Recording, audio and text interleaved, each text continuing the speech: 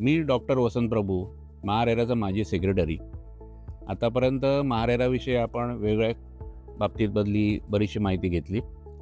आजचा आपला विषय आहे तो बनावट किंवा बोगस किंवा अतिरंजित जाहिरातींपासून आपले रक्षण कसे करावे.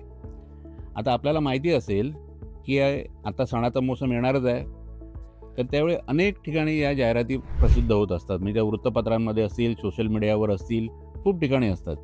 आणि मग त्या ठिकाणी अत्यंत अतिरंजित दृश्य दाखवलेली असतात. म्हणजे समुद्रकिनारा दाखवलेला असतो, उत्तम निसर्ग सौंदर्य दाखवलेलं असतं, किंवा दुसरे वेगवेगळ्या प्रकारचे आमचा प्रोजेक्ट हा स्टेशनपासून 2 मिनिटावर आहे, तिथनं शाळा इतक्या मिनिटावर आहे, हायवे इतक्या मिनिटावर आहे, विमानतळ एवढ्या जवळ आहे, असे बरेच दावे, पोकळ दावे केलेले असतात. परंतु खरी परिस्थिती गेल्यानंतर आपल्याला मात्र चित्र अत्यंत वेगळं दिसतं. तिथे निसर्ग नसतं, तर तिथे सगळं बेसूरपणा देखील दिसतो. तर ह्या जर गोष्टी असतील, तर ह्यापासून आपलं संरक्षण करायचं. याचाच अर्थ थोडक्यात की खरी माहिती कशी मिळवायची. तर ती मिळवायची असेल तर नुसता ब्रोशरवर विश्वास ठेवून चालणार नाही, तर महारेराच्या पोर्टलवर विश्वास ठेवला पाहिजे. आणि महारेराच्या पोर्टलवर आपण जर गेला तर आपल्याला या सगळ्या गोष्टींची खातरजमा करता येते. उदाहरणार्थ, महारेराने या गोष्टीसाठी गुगल मॅप देखील आपल्याला प्रोव्हाइड केलेला आहे. तो अशासाठी प्रोव्हाइड केलेला आहे की त्या प्रोजेक्टपासून शाळा, स्टेशन, हायवे किती अंतरावर आहेत याचे मोजमाप आपल्याला थेट त्या मॅपवर करता येते. ही सुविधा महारेराने दिलेली आहे. या सुविधेचा आपण उपयोग करून घेतला पाहिजे.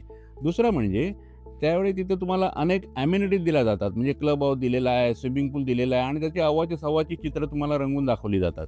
परंतु जर तुम्ही महारेराच्या वेबसाईटवर गेलात आणि ॲम्युनिटीज चेक केलात, तर तो स्विमिंग पूल किती साईजचा असेल, एवढ्यापासून तो कोणत्या डेटला तुम्हाला मिळणार आहे, या सगळ्या गोष्टींची खातरजमा केलेली असते.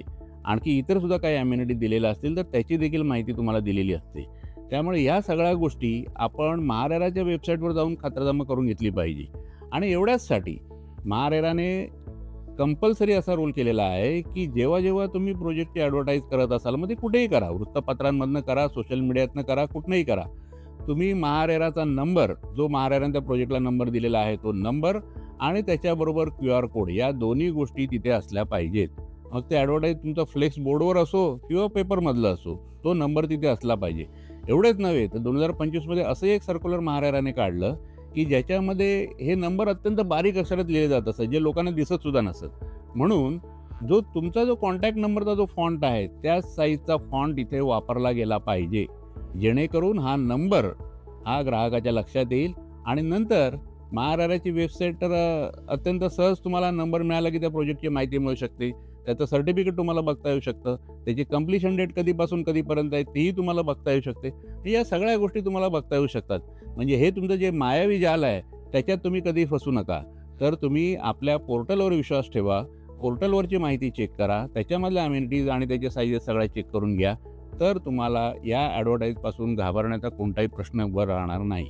यापूर्वी महारेराने काय केलं होतं की महारेराने असं केलं होतं की ॲस्की म्हणून जी एक संस्था आहे, ही एक संस्था जी आहे त्या संस्थेबरोबर महारेराने MOU केला होता.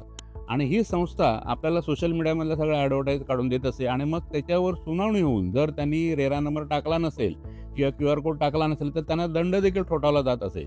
महारेराने जवळजवळ 80 लाखापेक्षाही जास्त रक्कम या दंडांवर या प्रकारे गोळा केलेली आहे. आणि त्यामुळे आता तुम्ही कुठेही ॲडव्हर्टाईज बघाल तर महारेराचा नंबर आणि QR कोड हा तुम्हाला स्पष्ट दिसतो. आणि हा जो तुम्हाला दिसतो याचा उपयोग तुम्ही केला पाहिजे. त्या अख्ख्या पानभर ॲडव्हर्टाईजमधला या 2 गोष्टी अत्यंत महत्त्वाच्या आहेत. त्या इतर गोष्टीला न भूलता तो नंबर आणि तो QR कोड, या 2 गोष्टी पडताळून पहा. तुम्हाला कसलीही अडचण येणार नाही आणि कोणीही तुम्हाला फसवू शकणार नाही. धन्यवाद.